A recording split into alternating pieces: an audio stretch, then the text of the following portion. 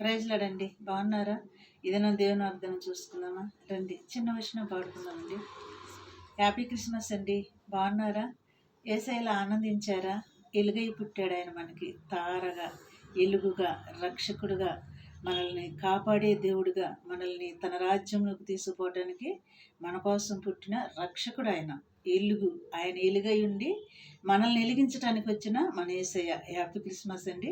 చిన్న వచనం పాడుకొని దేవుని వాక్యం చూసుకుందామండి. ఎలుగై ఉన్న యేసయ్యా నీ మీద ప్రకాశించును, పాలు తేన ప్రవహించు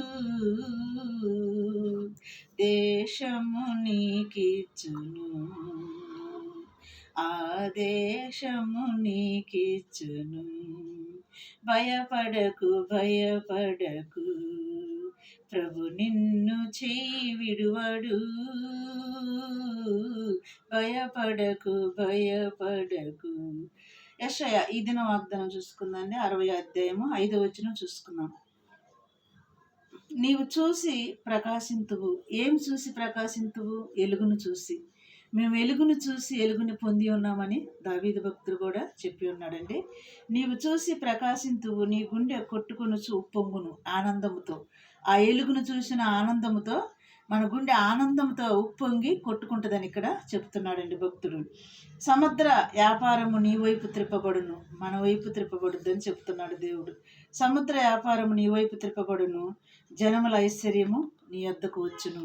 దేవుని నామానికి మహిమ కలుగును గాక. ఈ దినం వాగ్దానం అండి. ఎవరు ఐశ్వర్యం వస్తుందంట? జనముల ఐశ్వర్యం మన యొద్దకి దేవుడు మలుపుతానని చెప్తున్నాడు. ఈ వాగ్దానాన్ని బట్టి మనం ప్రార్థన చేద్దామా? ఇటు వాగ్దానాలు, చాలా వాగ్దానాలు మన ప్రభు మనతో చేసిన వాగ్దానాలు మన పట్ల నెరవేరటానికి మనం ప్రార్థన చేద్దాం. కళ్ళు మూసుకోండి. స్తోత్రములు ప్రభు. నాయన అయా, నీ సన్నిధిలో మేమందరం కూడా ఆశీర్వదించబడటానికి నీ కృప మాకు దయచేయమని నజరేయుడైన యేసయ్య నామములో నేను అడిగి వేడుకుంటున్నాను నా పరలోకమందున్న తండ్రి. ఆమేన్. God bless you.